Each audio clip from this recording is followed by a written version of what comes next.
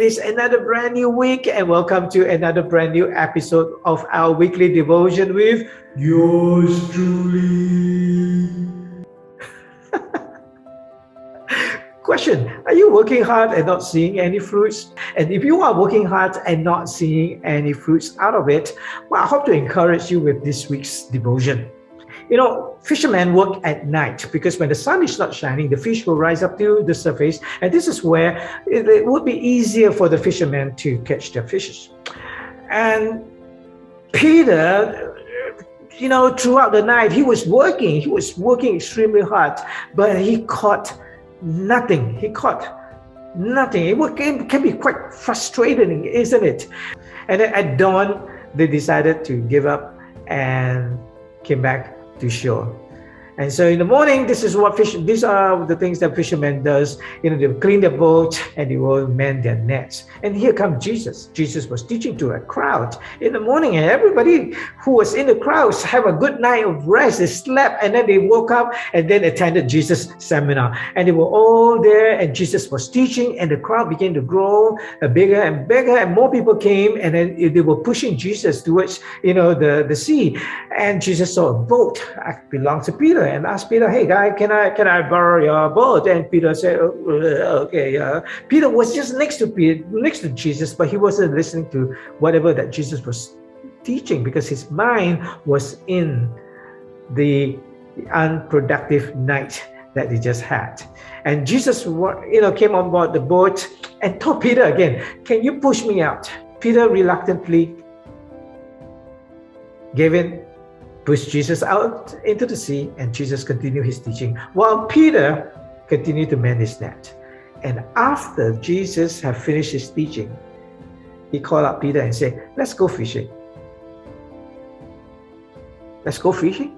Did you know we just fished all night? We caught nothing. Hello? I know you are a carpenter, but yeah, we are fishermen. We are professional. We know sun is up, the fish will go deeper in the ocean. You sure? Jesus said, "Let's go." And Peter reluctantly went onto the boat and started rowing. And Jesus told him, "Let's launch into the deep." Did you know we just cleaned and mend our net?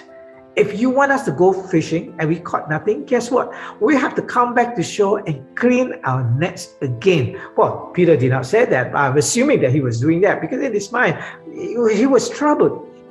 And when he was rolling out, Jesus was sitting at the front of the boat, and he was wondering, who is this man? Wanting to go fishing with him and all that. And at a certain point, Jesus told him, stop. Okay, stop here. Now throw your nets. Okay, since you say so, took out his net that he just cleaned and mended, and he took out his net and he threw onto the sea.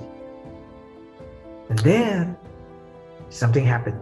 As he threw into the sea, all the fishes jumped into the net, and he caught so much fish that his own boat could not take it, and so he called for help from others. He said, "Come and help us! Come and help us! I have too much fish. Come and help us!" And the other boats came in and helped them, to take those fishes. The difference was Jesus came on board the boat. No Jesus on the boat, no harvest. Jesus on the boat, big harvest. So the question is Jesus in your boat, or are you running your own life or your work or your business? Is Jesus in control of this? Is Jesus in your boat today? Well, the difference between harvesting and no harvest, Jesus in the boat. If you want Jesus in the boat, let him in. Let Jesus come into your boat. It could be that, sometimes things didn't work out well for us because Jesus wants to come into our lives. Can you imagine if Peter had caught a great harvest that night before? He would not have let Jesus into his boat. "Hey, I have enough. I don't need you. I thank you very much." But sometimes God allows certain things to happen so that we will let him in. Is Jesus in your boat? If he's not, why not you let him in, and why not you let him lead Let him take control and let him decide when, how, where to throw your net. Let God take control. Let him in. Let him lead.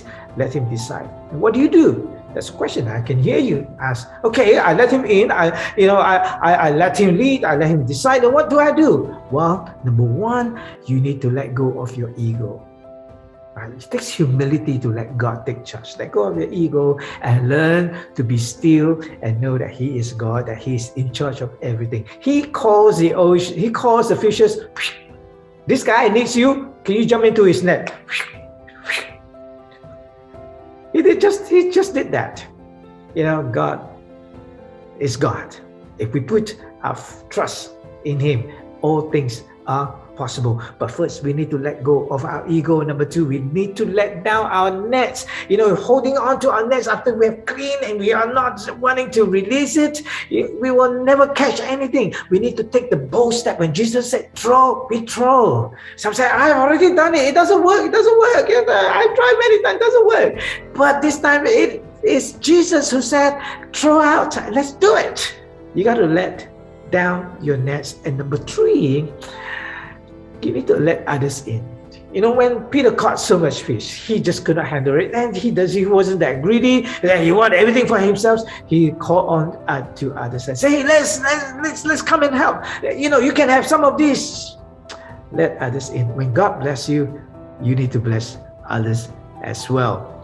Hey, as you go about in your week, remember, let Him in, let Him lead, let God decide how, when, where.